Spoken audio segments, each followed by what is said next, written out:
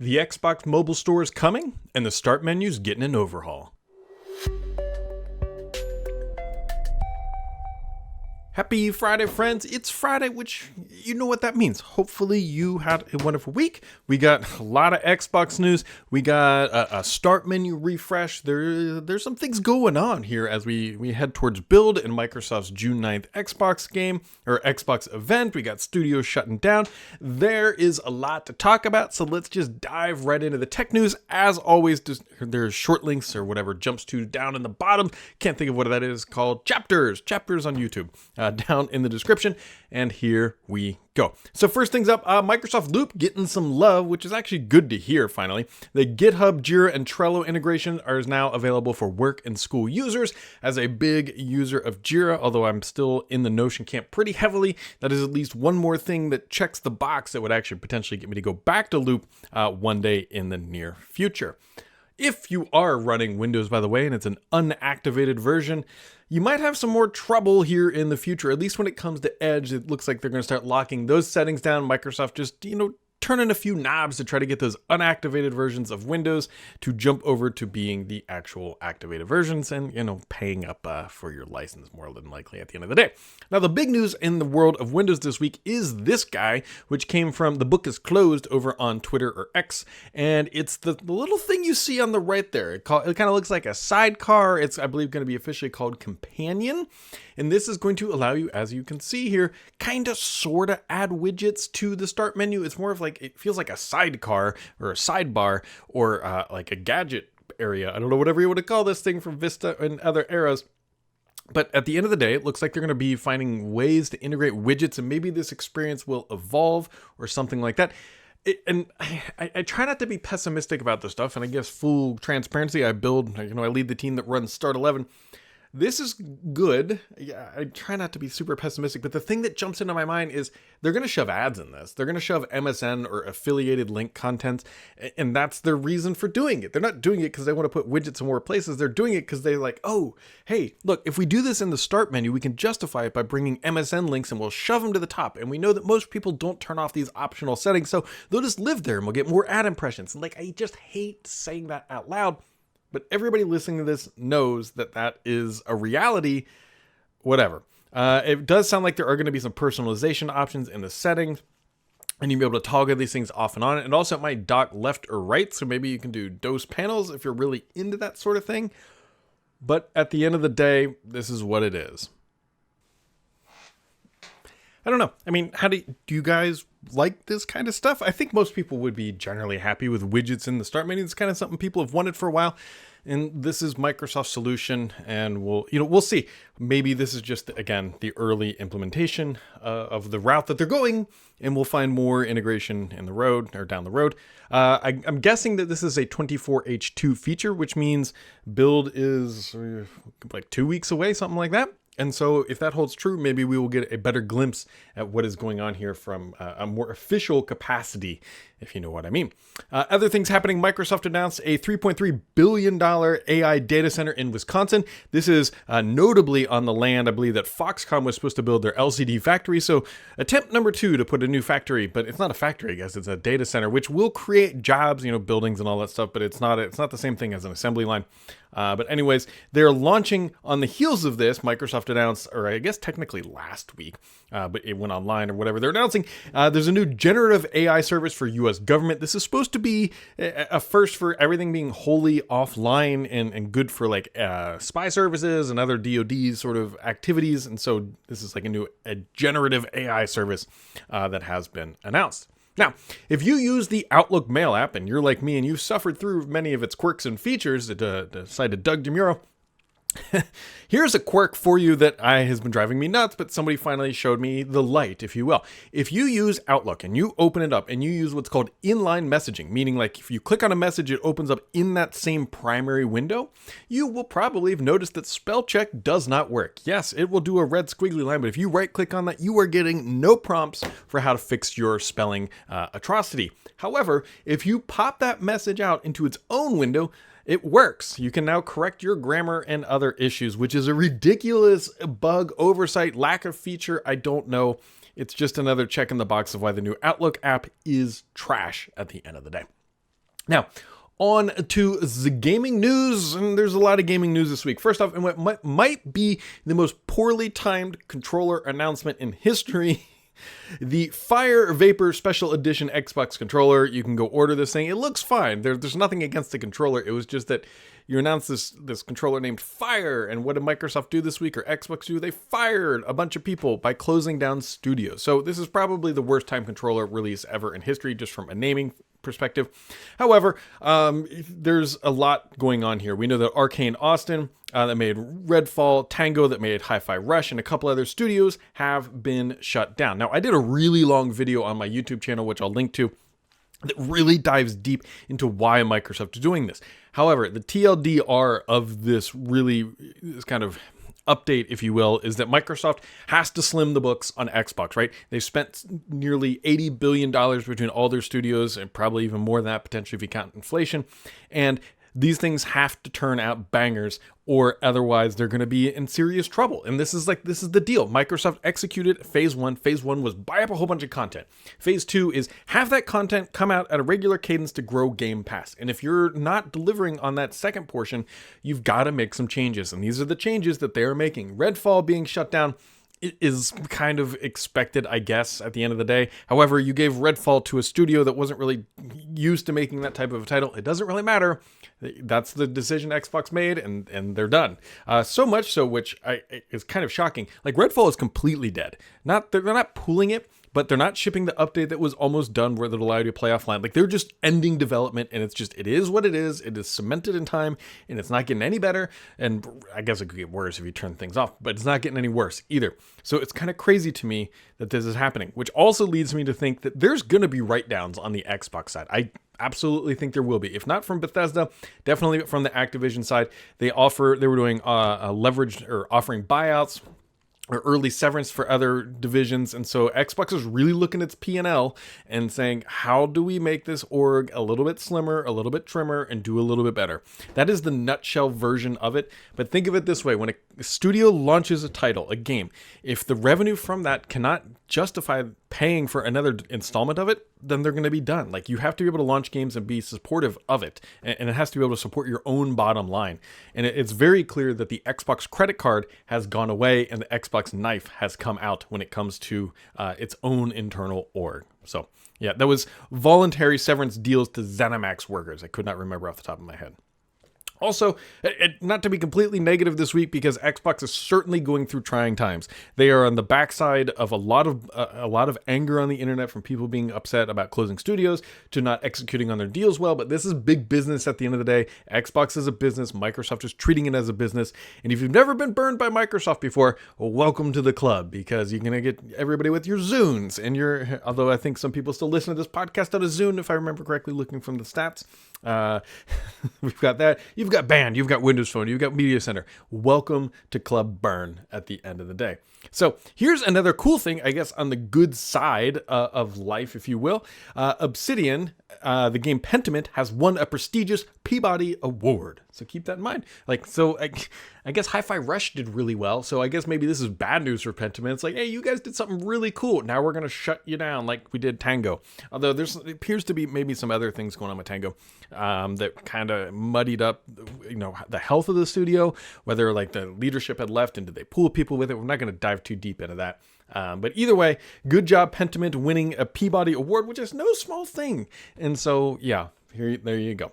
And then the other really big news, which was late breaking when I started to record this, is that Xbox, it's more specifically Sarah Bond, talking to my friend Dina Bass, who's there on the left at Bloomberg Tech, announced that the Xbox mobile store is going to be coming in July. Now, the details about this, I'll have a deeper dive video on the strategy and everything going on probably on Saturday, about how this is going to play out. But so far, according to Ms. Bond, Xbox will be bringing its first-party titles followed by partners. It's going to be accessible on the web at first because it's independent of really everything, so they're not going the App Store route. It sounds like it's going to be a web-first experience, which opens a lot of questions. But to their point, they're saying, look, if we do it this way, we don't have to worry about what region people are in, what the store laws are, what the vendors say. And so we will see. There's a lot that has to go into this sort of mobile strategy. We will hopefully maybe learn more. It would make sense in at the June 9th event. Maybe, but it depends on like how they're going to approach that sort of thing. The one thing to keep in mind, someone's going to say, Brad, why July?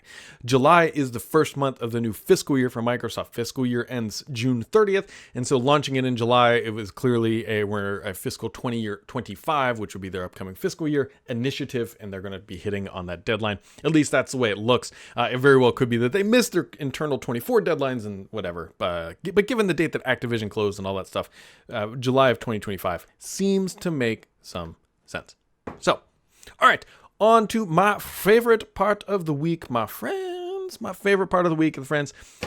Questions. Cindy2K dropping in. He says, "Hi, Brad. I just watched your latest video, and I believe he is referring to the one about the Xbox strategy. How much do you think what's happening at Xbox is reflected in the video game industry at large?" So this is an interesting question, because we hopefully all know what's happening in the video game industry, right? It went through a massive explosion of growth during the pandemic, and now things are contracting, right? They're contracting hard, and they're contracting especially at bigger studios who bought all these things up, like Embraer. We're seeing it it was Embracer Group, not Embraer. They're an airline manufacturer, I think, out of Brazil. Embracer Group.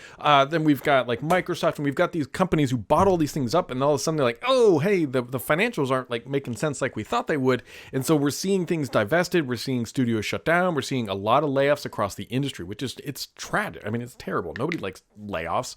And so Microsoft is not the ecosystem, right? The gaming ecosystem is much larger, and there's definitely success stories in there as well. Look at like a Baldur's Gate 3. Look at a Helldivers. Like, they have done exceptionally well. So it's not that you can't launch great games, but there is a saturation of how many games the market can sustain. Go look at any gaming journalist Twitter feed or whatever feed, and they'll be like, look, there's so many great things to play, which is honestly wonderful news. But at the same time, there's only so many dollars that can go around for all these wonderful games. And I don't mean to like say we shouldn't have wonderful games. Everybody should build a game if they want to build a game. That's the free market. That's what we love about it.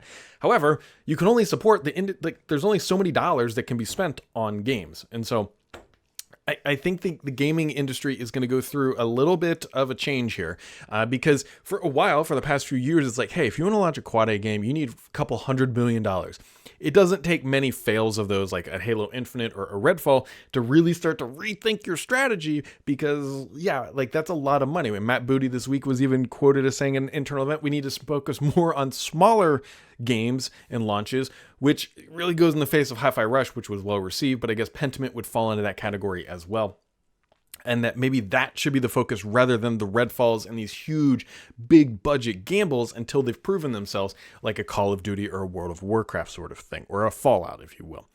Mr. PKI dropping in the questions. He says, Microsoft had a lot of announcements in the security area this week at the RSA conference. I believe that $3.3 billion, was that part of that RSA? I know there was some politics side in there, and I'm trying to ignore the political side of it because there's no need for that on this podcast. But that was announced during around that time. Definitely the generative AI stuff for the government was. He says, are you going to get rid of your password for your consumer Outlook account and use passkeys? I haven't done this yet. There's a I shouldn't say non-zero chance. There's a good chance I will. The thing is, I'm a big 1Password user. And so once 1Password makes it super streamlined, and I'm not going to be an early adopter of this. That is for sure. And not that Microsoft or 1Password would roll this out recklessly. I'll let it marinate for a little bit. I'm definitely a 2FA kind of person, and so passkey would be the next logical step there. Rafik says, hi Brad, Game Pass has been in discussion for years whether it's sustainable or not. And now here we are, and the service didn't grow very much at all. Xbox is making some of exclusive games multi-platforms, which, by the way, Sea of Thieves did really well on PlayStation. It was one of the top-selling games, or it might have been the top-selling game in Europe, somewhere over there, and it was like number 3 on the US side, which is, considering Microsoft was thinking they were getting no money, and now getting some money, dollar dues, a decent amount, that's a good thing. So, and I asked you before if they would put mobile games on the service, and now I'm sincerely thinking that people who criticized the service in the past were right. The service is not just sustainable. So the video that I've referenced here in this podcast several times ends on the question of, is Xbox Game Pass sustainable? I don't have a great answer for that right now. We don't know the answer. Growth would be the true understanding. Growth would tell us if it truly is sustainable. Phil Spencer has said it could stand on its own, but that's a loaded question because we don't know how they're accounting for the cost overheads at the end of the day. So yeah. It says, and I don't think that their short-sighted plan will work either. So is it time for Phil Spencer and Xbox leadership to look in the mirror and see that the service is a failure and just resign? Because I don't think Phil can continue to work if the Game Pass doesn't work. So, okay, the nutshell of his question is Game Pass a failure? And if it is, should leadership resign? It's too early to say for that. Every service will have its ups and downs. Every service will have its good times and bad times. We just went through an area where Microsoft is trying to get real aggressive for growth. We haven't seen really much of Activision make its way into Game Pass to see if that's going to bring things up, right? Is Activision going to accelerate the growth of Game Pass? If it does, then I think Phil is fine. If it doesn't, and it just flatlines at like 30-ish million, which is what it's around today, then they've got serious problems that their big, massive $80-ish billion gamble to grow this thing isn't working. And if that doesn't work, and let's be real clear here, if Game Pass doesn't work, what is the future of Xbox? Because inside of Microsoft, I think there would be a much harder conversations if it turns out like, hey, games and Xbox and Microsoft, like you guys have plateaued and Xbox can't be what we need it to be inside of Microsoft. And so maybe it does get spun out. I'm not saying they're going to spin it out. Nobody run with that. But you got to think about these things that if Game Pass doesn't work, if Game Pass truly flops and they spent all this money on it, there would be a massive change of leadership, in my opinion, over there. The thing is, Phil, a lot of people like Phil, and Phil, by all accounts, appears to be a good guy. People don't want to see him go. He's the face of Xbox. He's the Xbox guy.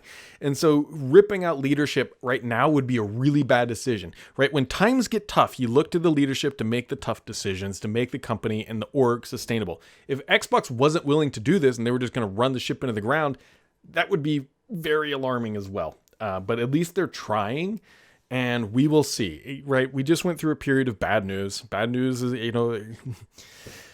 it's always darkest before dawn is sort of the old saying. If you've ever gone through those sort of things, right? The light doesn't start shining until you get through the darkest days. And so we're going to go through some dark days on the Xbox side. There's no doubt about that. The question is, are the cuts and the changes they're making today sufficient to get through this and then make Xbox in a better position for growth? It's when you have this much of an acquisition or this big of an acquisition and this many acquisitions, there's going to be cuts. There's going to be failures. Not every acquisition is successful. The fact that they spent $70 billion on Activision means that it has to be successful. And so we'll see how it goes, So the Joe Finn says, making good software is not easy. That is correct, Joe Finn. Now that you've been working at Stardock for a bit, we're coming up on 3 years in the fall, which is crazy. How has it changed the way you've seen the software that Microsoft ships? So it has certainly changed the way that I've seen how software ships, right? Shipping is hard. I don't care if you're shipping a console. I don't care if you're shipping a game. I don't care if you're shipping a piece of software. I don't care if you're shipping a bar of soap. Taking an idea, making it a product, and shipping is inherently hard. If it was easy, everybody would be doing it, and not everybody can do it. You have to make 10,000 decisions, and 99.99999% of them have to be right to be successful. And so, to that regard, it's impressive that Microsoft is able to do what it does at the scale that it's able to do without more high-class failures on the software side. Now, granted, they've got some security issues. They lost focus there. But the fact that they can just ram all these updates down our throats on Windows and that Windows just kind of works makes me respect the hell out of the people that built the foundation of this. The things like Outlook, where there's just like basic functionality that is just completely broken and it's just not even addressed. Like, the thing that frustrates me about what Microsoft does with software is that they have the resources to fix things and to do the right thing.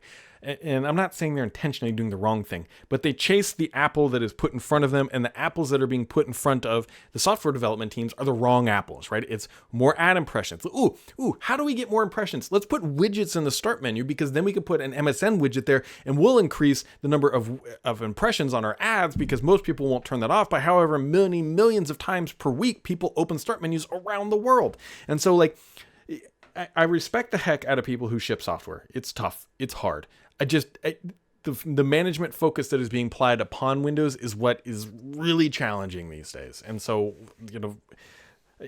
it has certainly changed the way I look, for sure, because, right, we ship a lot of software at Stardock. Granted, we're not used by a billion users every single month like Windows, but we're in the millions. I mean, it's so, like, when we break stuff, we break it for a lot of people.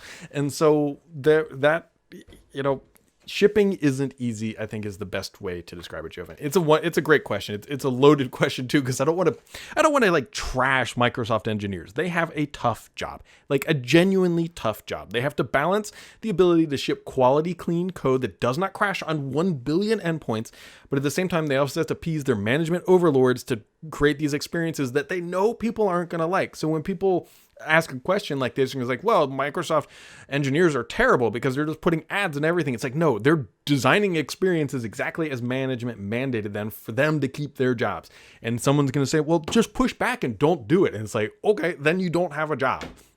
And so, like most people on planet Earth, most people have bills and you got to pay. And most people want to work at Microsoft and they pay well. And so, yeah, they kind of got off on a weird tirade. But there you go. There you go. Really weird week of like the lowest lows and then like the highs, like start menu and Windows is getting updated. Yay. And then it's like, oh, but then this is how they're going to end up using it negatively. So anyways, that wraps it up for this week, gentlemen and ladies who are listening. And hopefully everybody had a wonderful week. I'm going to keep poking around this Xbox mobile store to see what we can find out. As always, my friends, make sure to keep it subscribed here because the only BS on this podcast is me.